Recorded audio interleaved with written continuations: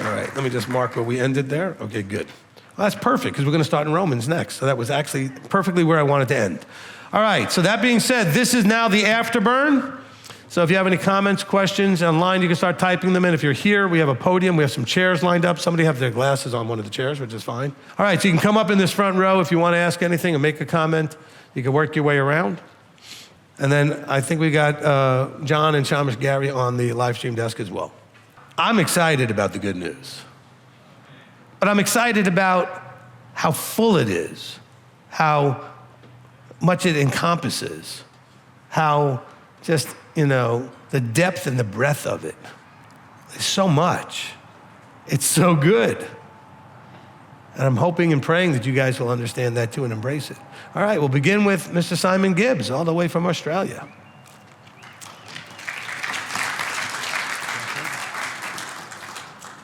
All right, just a question. I just want to check my understanding. So how can we know the leading of the Ruach?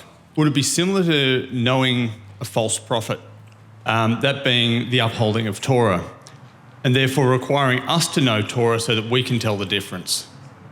Yeah, I think that would be a good part of it. It says test or prove the spirits. Well, we're going to go to step 2. Step 1 would be that you would trust that the Ruach would lead you to and find an Ephesians 4:11 person. But let's just assume in step 2 you found that person. So anything that you feel the Ruach is giving you, you can run it then by that person who is a voice of the Almighty, right? And I say that with all humility. It's not like it's a big ego position and this, that, or the other thing. It's just an important role that somebody has to do, right? Does that help, Simon? Was that good? All right, good. But you can't just go by whatever you feel like is going on inside, because the spirit in man is a spirit too, okay? The spirit of Hasatan, these are all things that are fighting for attention inside of you, okay? So I always jokingly say you have at least 3 voices in you. Some of you have more.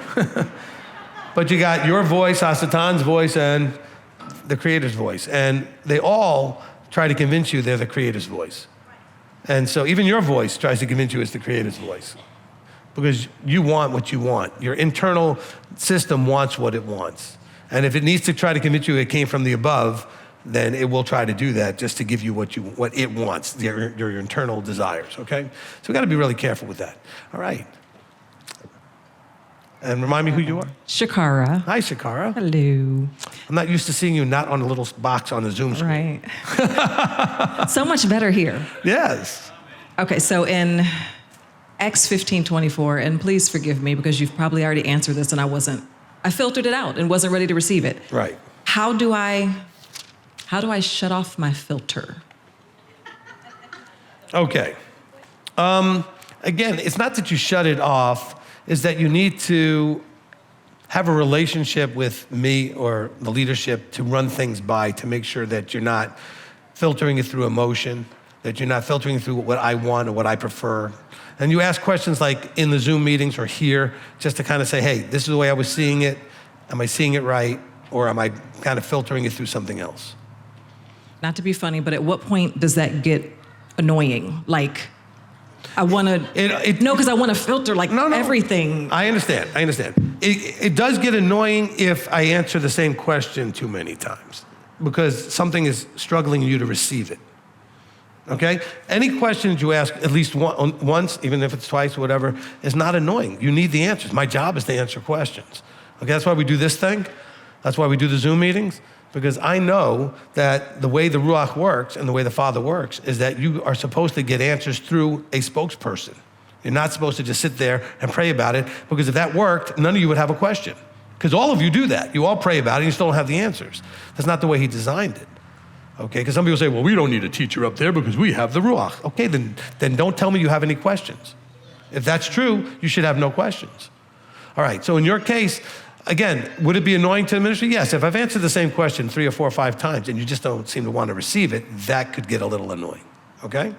But at that point, I'm going to say to you, what is it about it that you're struggling with? Because it's not going to be annoying, because I'm not going to let it get that far. I'm going to try to figure out why you're struggling. What about it are you still fighting against, or not? Why aren't you receiving it? I'll dig that out. Okay, so we're not going to actually ever get to the point where it's annoying, because I will get to that point of figuring out, okay, you didn't receive it the first 2 times. I worded it differently so that I could try to get it through a different way. It's not working. Let's figure out why. Okay? One other quick one. In 15, 28, and 29, if there is someone who is asking you questions, they are trying to, or they at least seem open, like they're trying to find out what it is, I believe. Are there steps like similar that I'd say, okay, try this first, or? All right, so if anybody reaches out to you, you're talking to somebody, they seem like they might be open, the first thing you want to do to see how open they are, okay, because if any of you were open and somebody recommended a teaching or a teacher to you, you went and looked, right? Didn't you? When you were looking and someone said, here's a teaching that might work, you went and looked because you just wanted to find out.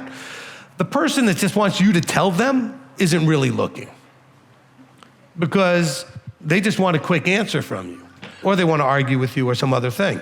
So it's much more effective than to say, whatever it is that they're asking about, hey, I have a teacher. That teacher has a teaching that I think covers what you're asking about. I would recommend you listen to that. And if you have questions, contact my teacher. He's happy to talk to anybody. Okay? I didn't see where she went. This way. Okay, did that answer your question? Yes, thank you. Okay, you're welcome. The light's in my face. I couldn't see where she went. Okay. Yes, sir, Mr. DiDomenico. Hi, Rabbi. I have a question about circumcision. Okay. When you're circumcised as an infant from a Catholic family, is it less valid because it wasn't under the cloak of Moshe with the 8-day? Okay, good question. There's in Judaism, they have a different sort of thought on this. They'll go ahead and draw some blood or something to make it be like another circumcision or something. I don't think that that's necessary. I think that we did have I don't know, we're going to say it's Hasatan. I think there's actually those who want to say that it's mutilation, but also a lot of medical people think it's healthier, okay? And I've met some people who've had some children that weren't circumcised and ended up with some real problems because you can get some serious infections if you don't. Now, that being said, the medical community back in the 60s started circumcising everybody, and not on the 8th day. So it's a sign, not the sign. The Sabbath is a sign of covenant, okay? There's lots of things the feasts are signs of covenant. So if you are circumcised, it doesn't really matter at this point how you got there. There's nothing more that you need to do, okay? Thank you. You're welcome. All right, Janet. Thank you, Rabbi. So I just had a couple of comments about something that you said. I think the Ruach inspired you to say that in the middle of it when it said somebody will always get hurt when you don't listen. Yes. Whether it's you or somebody else. So I just wanted to say that actually happened to us. You know, it's something that you told us to do, and we kind of thought we were doing it, but not really, and it didn't work out. There's a couple of people a couple of people at least that I know that got hurt. So I learned a lesson after that. Right. So now. Well, hold on. There's three sort of ways this could play out. Okay. So number one, you do exactly what you were told, and it's actually accurate to what was said. Number two, you do what you thought you were told, but you're not getting it exactly right, but you thought you understood it. Okay, and the third choice is you just didn't care and just did what you wanted, all right? So there's fully doing it, partially doing it, because of whatever filtering, or maybe you just didn't understand, or you filtered it through a preference, and then just saying, I don't care, I'm not doing it, I'll just do what I want, okay? So which one of those three is gonna depend on then how we would deal with the rest of it, okay? Because I'm okay with you hearing it, making an effort, it didn't go right because you didn't do it right, coming back to figure out what filter made you hear it a little different than I actually said it, right? And so when you received it, you made the effort, but not, and people have come back to me and said, well, that's not what I said. Yes, it is. No, it's not. And let me explain, this is what I said, okay? Now, you heard it, processed it, and then it turned into the words are now different in your head what I said. Because after your processing, it changed, okay? And so, yes, we can work with that either way. So what were you going to say next? No, I just wanted to say that,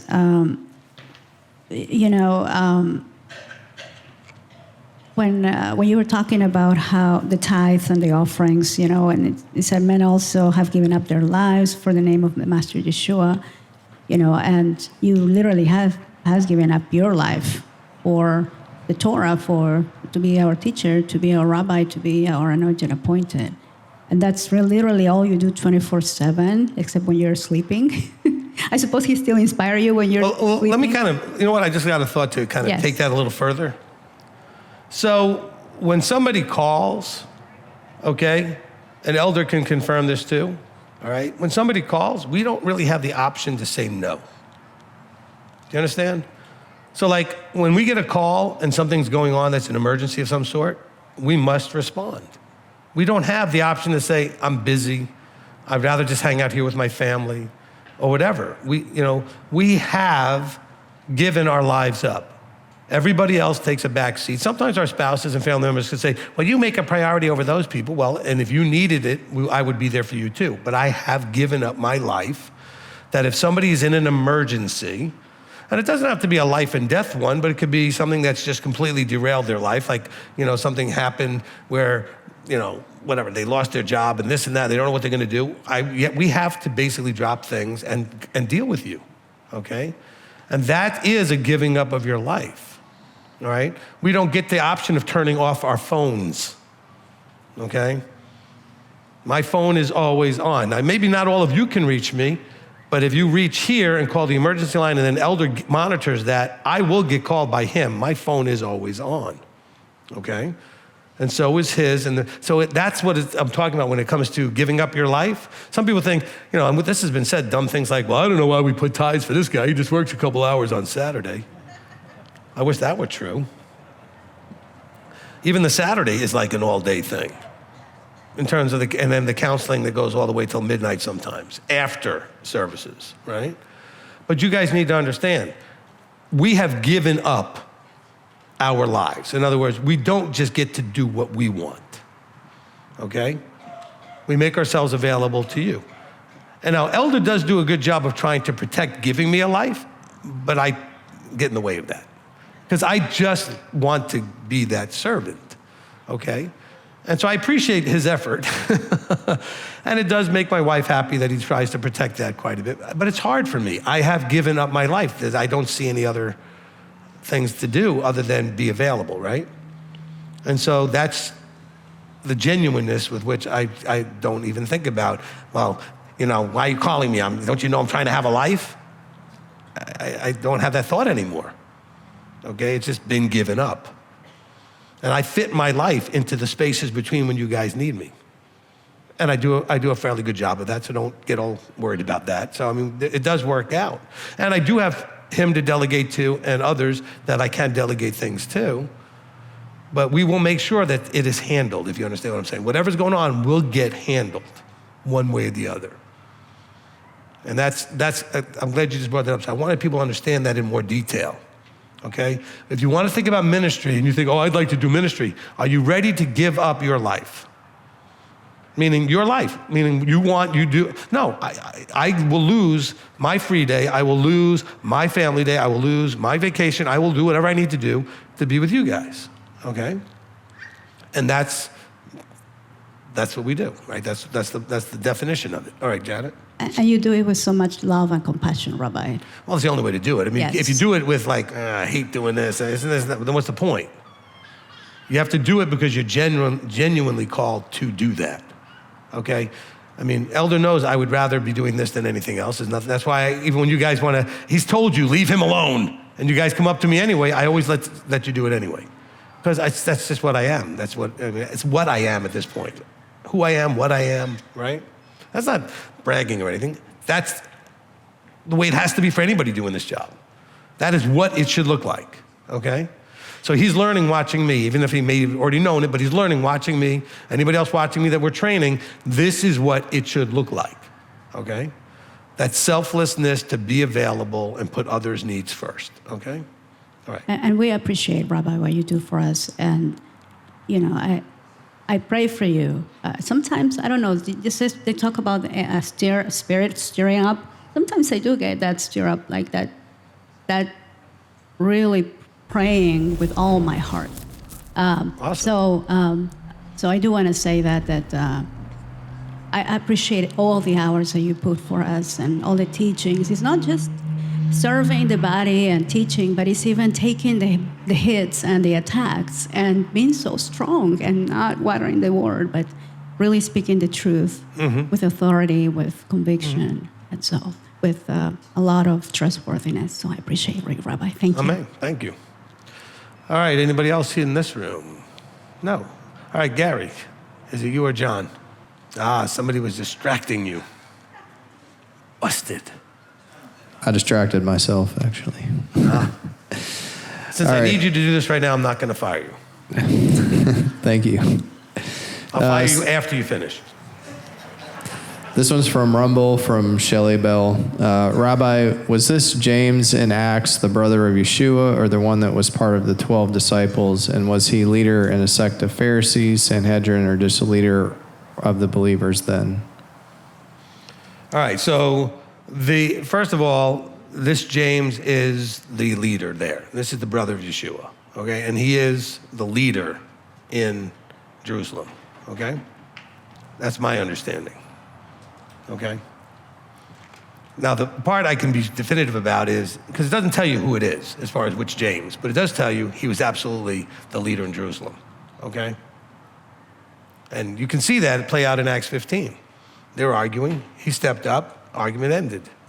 That's what leadership does. Leadership walks in the room and says, okay, I've heard everybody, this is what we're doing. That's the end of it.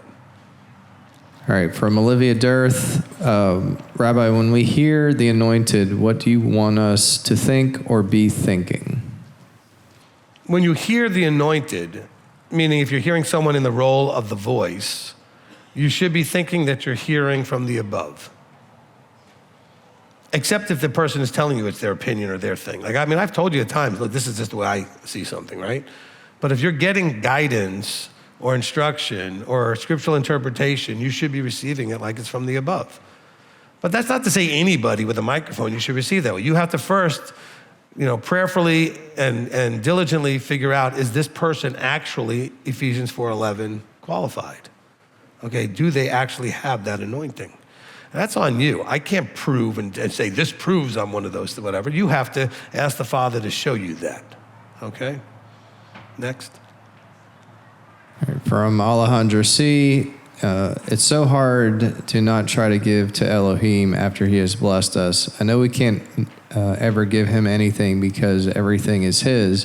What would be a good way to be thankful to him? Him knowing is enough? Okay, I didn't say we shouldn't give to him. I'm saying he doesn't need you to give anything to him. So for example, I almost said to Janet, almost, and so it kind of worked out that I didn't because it fits into this. I almost said, I appreciate that you appreciate what I do, but it's unnecessary because I do it anyway. I do it because it's what I do. There's Janet, okay? And so the Creator does what he does. However, I appreciate that I'm appreciated. I appreciate that what I do benefits, and people say, what you did saved my marriage, what you did helped me with this, what you did say, those things I appreciate because it tells me, hey, it had the right effect. And it of course continues for a human being to encourage me to keep going, right? And keep doing. He doesn't need that. So when you say, well, it's so hard to not try to give him your praise. He says he's worthy of all praise. He doesn't need your praise. Your praise tells him how much you appreciate him. Okay? And that makes him feel like my child is getting it, and they appreciate it, and they're blessed by it. Okay? That's what we're talking about. I don't need any of you to thank me for anything. I'm going to do it anyway. But it makes me feel appreciated, it makes me feel valued, it makes me feel like I'm doing something that is having the effect I believe he's wanting me to do because you're giving me the feedback. It's feedback, all right? So absolutely, give him thanks in any form. You may sing, dance, make a joyful noise, okay? Praise him with whatever you got. But what you're doing by praising him is you're actually bringing and welling up in yourself all that's in there to appreciate what he's doing. Okay, in your life and in the world, etc., whatever you're appreciating. And that actually ministers to you. Because when you're feeling any kind of down, struggle, negative, when you go into praising him, it fixes that to a large degree. You just shift to praise him, Praise him, praise him, praise him. Okay? He doesn't need it, you do. You need to do it. Okay? All right, next. All right, from Easy D. Herrera. Rabbi, with regards to 2 traumatic head injuries, when taking in the good news, struggling with keeping teachings at forethought, what is a way for us to keep from allowing emotions to take control? All right, so the journey into, what's the word I want to use? Self-awareness and then self-control. I mean, I think that's the 2 steps, okay? So first you have to develop, over time, self-awareness, awareness of yourself, awareness of what you're thinking, awareness of what you're feeling. And that's something that over time, because you make the effort, you'll become more and more in tune with. I've talked about this idea of being this person over your own shoulder watching you. I'm angry right now. Okay, I'm watching myself be angry. That person watching go, I wonder why are you angry? Is it appropriate to be angry about what you're angry about right now? Why are you acting the way you are? Okay? So you're observing yourself. The more you can start paying attention to yourself while you're in the midst of doing things, which is not easy to do at first. It's something you have to just do and practice and do and practice. Then you become self-aware, which means at all times you're actually aware of what you're feeling and what you're doing, and to the point where you then can bring in something called self-control. Because when you're self-aware, at some point you have the ability to then choose, because now you're aware of what you're doing and how you're feeling. You can then choose to do or feel differently. See, when you're in the midst of things without this level of self-awareness, you just respond, okay? Because you're in the emotion and you have no thought that there's a choice. In every situation, there are choices. You may think there aren't, but there are. Okay? It doesn't matter what it is, you always have more than one choice. Sometimes a whole lot more than that, but you just don't have any idea. Now, a lot of the choices probably aren't even very good, but they're still choices. Okay? Things you could do. And so, self-awareness can get you to the point where, with that awareness, you can be aware that you could choose. I could choose to be angry, or I could choose not to be. I could choose to say something or not to. I could choose to post on the internet, don't. I wish you guys would just stop. Go get therapy, don't use the internet. Why do you guys have to, every time you're in a negative emotional space, you gotta post? Oh my gosh. And then you wanna post to everybody what you're doing, nobody cares, okay? Nobody cares what you're doing, stop. Okay? Oh, but everybody's gonna wanna know, nobody cares. Okay? That's just ego and pride or something, or trying to compensate for loneliness. I don't know what it is. Find a better way to do it. Okay, Facebook is not the best way to process and deal with your emotions. Okay? Better for you to share with people that actually care about it. Hey, just did these things, I got some pictures, would you like to see them? Oh yeah, let me see them, we'll sit down together, we'll see them. Have a relationship to do that. Don't just throw it out there. I never post anything, okay? Never, you never see me post anything. Even when I had an account, before it got hacked. I never post anything. The only thing I used to post over the years was links to the teachings. Before I got somebody doing the social media, I would post teaching links. I never posted anything personal stuff, ever. Okay? So the answer to this, or I think it's Ernesto, okay, is, you have to start with trying and making the effort to be aware. Whatever you're doing, especially if it's not very emotional, just be aware of, I wonder, how am I feeling? What am I doing? Like, observe yourself. Just start to be aware of yourself outside of yourself, okay? Like an outside observer. And the more you get good at that, the more you'll realize you have the ability and power to make choices and not just react the way you always did, okay? All right, good question. All right, Janet, did that work? Is something you could use? All right. Sorry, because I know that she uses things in therapy, and I think that's a good one right there. Self-awareness that leads to self-control, all right, and choices. All right, go ahead, next. All right, from Olivia Dirth, pertaining to Acts 15:24, for us today, is this abstaining from pagan practice like Christmas, Easter, etc.? Is there a standard for us today when we gather? I already answered that in the teaching, but I'll restate it, okay? The main point of that 4 things that was in Acts 15, okay? The main point was that you don't go to 2 places at the same time. You can't be in pagan churches and in the synagogue hearing Moses. So what does that look like today? The same thing. You're going to be sitting here listening to Moses preach. You can't be going to Sunday church. You can't be going to whatever. Okay? You can't be hearing 2 different voices. Listen to one, figure out if that's the one you need to listen to, and then make a decision and stay or go try something else. But it's really trying to get you to not be of 2 minds. Okay? So, no, it's not like I said, look, you can't be doing this, you can't be doing this, you can't be doing this. No. Okay? If you're going to Sunday church and you're hearing me now, you need to stop going to Sunday church and give this a shot. Otherwise, it's just going to be confusion in your head. And he gave these 4 things to stop them from going to pagan temples. Okay? Now, if he had just said, you can't go to pagan temples, they would ODD, opposition defiant, and go, oh, don't tell me what to do. So he said, you can't do these 4 things, which basically said they couldn't go to pagan temple. Okay?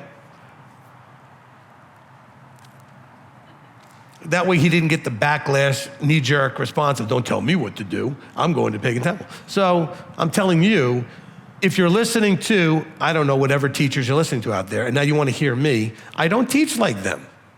I say that with 100% belief in that that's accurate, okay? I do not teach like anybody else.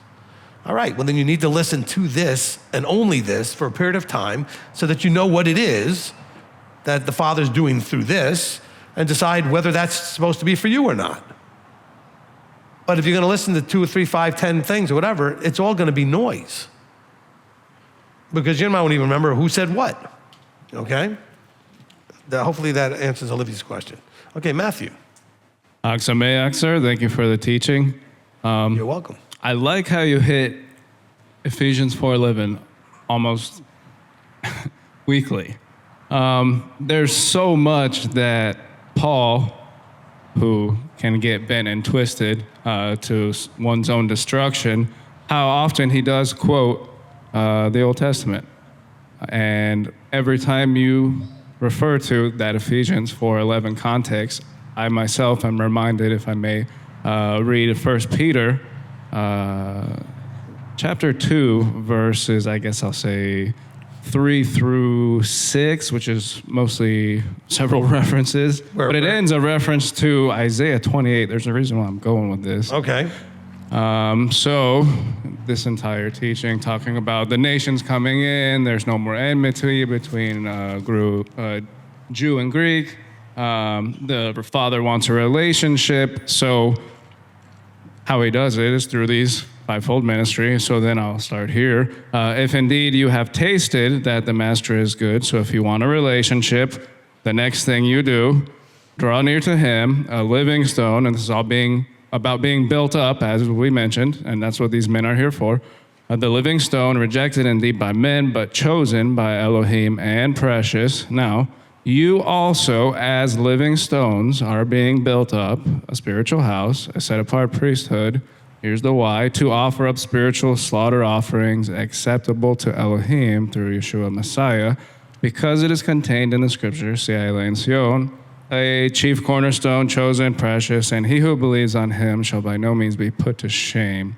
So the reference, what I like about it, what these men are for, so you go to Isaiah 28, that reference in verse 16, the very following line is, with the building up, and I shall make right ruling the measuring line, and righteousness the plummet. So this is what we are becoming built with, is right ruling and righteousness.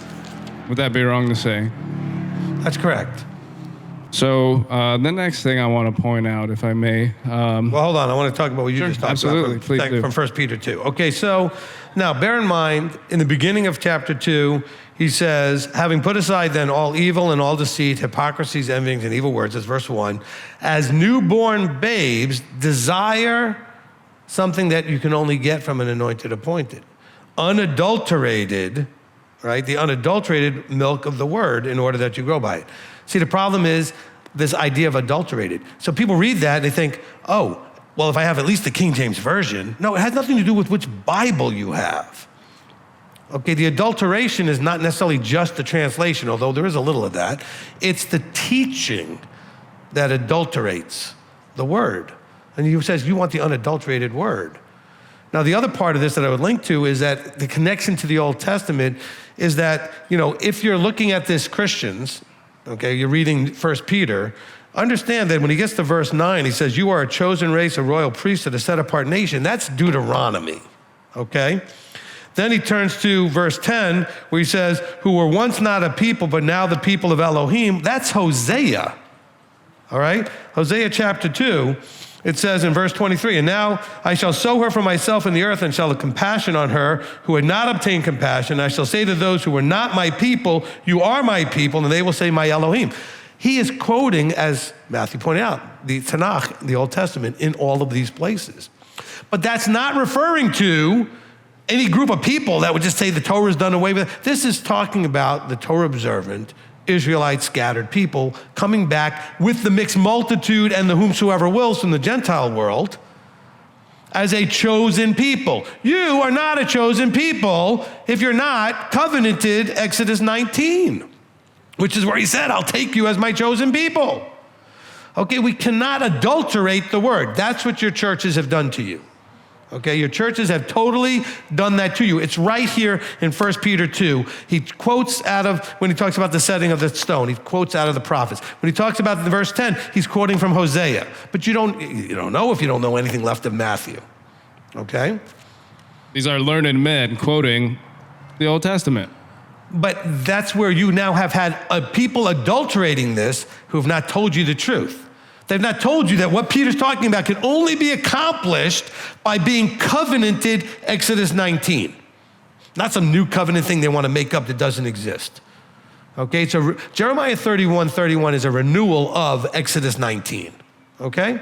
It's not creating something new. All right, go ahead. Thank you, sir. So again, with that, the context of Ephesians 4:11 that you often point to, we have the role, the function, the purpose, the who, what, when, where, why, until, what all this is for. So in verse 12, it says, for the perfecting of the set-apart ones to the work of service. So I always ask these questions of myself. What is the work of service? Well, I have here another reference to the Old Testament. In Isaiah 32, I'll just point to verse 17. There's a little bit more detail to it, but it says, the work of righteousness shall be peace, and the service of righteousness be rest and safety forever. So there's a very strict consistency with what we're being built with. All right, so that's a good reference. You know what's an even simpler reference? All of you should know, Deuteronomy 10:12, right? When he says, what Israel is Yahweh asking of you? And one of the things it says is, right, to fear him, to walk in all his ways, to love him, and to serve him. So it's in there. That's the act of service, is the service that's described as what does Yahweh want of you? So Deuteronomy 10:12 is addressing exactly what Ephesians 4:12 is doing. It's right there. 10:12, 4:12, okay? Absolutely. And just one last thing I want to point out that in a little bit further back in the context of what Shaul is saying in Ephesians, as far as measuring and being built up and developing a relationship with the Father and, of course, the Messiah, which is his desire that you have a relationship with the Father. So we have an in order that in verse 18 through, we'll say 19, in Ephesians chapter 3, in order that you might be strengthened to firmly grasp with all the set apart ones, as mentioned before, what is the width and length and depth and height, to know, have a relationship with the love of a Messiah which surpasses knowledge, in order that you might be filled to all the completeness of Elohim. So these are a lot of in order that's. Okay, so length, width, depth. What is that? Those are the details, right? You're building something. You need to know how long, how wide, how deep. So he's saying is that these guys are there to give you the details of the expectation, all right? Because if you're building something, which is the metaphor given there, the length, the width, the depth, all right? I mean, remember, this is a house that he's building, etc., on the rock, not on the dirt and on the sand. Okay, so again, you're expecting then the Ephesians 4:11 to give details. My apologies for the rash utterance. This is indeed my final reference. That's okay. So again, we have be good. Yohanan here in Revelation chapter 11, very first verse, and he's receiving instruction in this vision, and he goes on to write, "And a reed like a measuring rod was given to me, and the messenger stood, saying, 'Rise and measure the dwelling place of Elohim, and the slaughter place, and those worshiping in it.'" So would it be fair to say this instruction is, of course, to be using righteousness and right ruling? Well, of course, we'll say we have the Peshat, or the simple understanding is literally, I've given you a way to measure to build this thing a certain way. But also, it's obviously the same metaphor saying, I will give you the right way or right ruling to measure what should and shouldn't be done and how it should be handled. In other words, Deuteronomy 17 type things, how to make those judgments and right rulings coming from that. So that's excellent job. Thank you, Matthew. All right, John, anybody else? Yeah, we've got a couple, but I think some of them are kind of not related, maybe related, but... Okay, anybody that's online, especially if you're new, you have zone meetings to come to and ask your questions. Okay, so keep these questions, write them down somewhere, figure out where you live and when the next zone meeting is. The zone 1 meeting, if you're in zone 1, is going to be for you live streamers. Okay, and that's on November 2nd, okay, or 3rd, whatever that day is, okay? That first Saturday in November, all right? So I got it right here in front of me. That would be the 2nd, okay, November 2nd. All right, so bring your questions there if they're not specific to this teaching. Okay, John? So, yeah, I'll have this one be the last one. From Peaceful Noggin, Michelle in Tasmania. Is it a test to see if my sheep know my voice? If people don't see you for who you are they not really knowing him then? Thank you for... Okay, I got you, even though somehow your mic dropped. Okay, so, and Michelle's a daughter in Tasmania. Hi, Michelle. And you know what, sometimes it really does hit me that we're talking to people like literally on the other side of the world. I mean, Tasmania is just off of Australia, and it's just, you know. Actually, I probably, before ministry, wouldn't have been able to tell you where it was. It's amazing how much I know about the Philippines and New Zealand and South Africa and Australia and these other places that I never really would have known about beforehand. It's not so much that it's a test, it does give you some information like, look, my sheep know my voice, which is a big part of the, starting I think in part 6 through 10 or something like that of do you know the Father and the Son, right? So it's sort of a teaching within a teaching of my sheep know my voice. You might want to go back and listen to that. It's amazing if I can remember the parts of these things. But I'm looking at Gary, and Gary's nodding, and he knows, he's my archivist, so he's got that right. But if people don't see the Ephesians 4:11 person right, Michelle's assuming I'm one of those. So in other words, if they don't see me for who or what I'm supposed to be and the role I'm supposed to have, then are they really knowing him? And the answer would be no, okay? And that is based on assuming that would be where my role is, okay? I'm not gonna sit here and just claim to be whatever. That's for you guys to figure out. And really, quite frankly, if you hear me speak, and you should notice that it is different, okay? The level of authority is different, not because my voice is loud, just you can hear the authority as when it's, any prophet speaks, you can hear a different level of authority, okay? And it doesn't matter the level of the tone or the yelling or the this or the that. You also should hear the level of simplicity of explanation and insight to make the word make sense, to explain and show and demonstrate the word in a way that you've and you should be sitting, anytime you go like this, like, oh, that was easy. Oh, that's all it is, that's what it means. I mean, that is him showing you that, okay? You don't need someone up here claiming to be some biblical scholar, breaking down every letter of the Hebrew and behind the word and the Greek and this. It's much simpler than that, but it has to do with piecing the puzzle together with insight to understand what he's trying to tell you. That's anointed. Okay, I don't just have that, I just have that. If you understand the difference, okay? In other words, it's not that I just was born with something. He gave that and gives it as you guys ask questions, as I read and talk.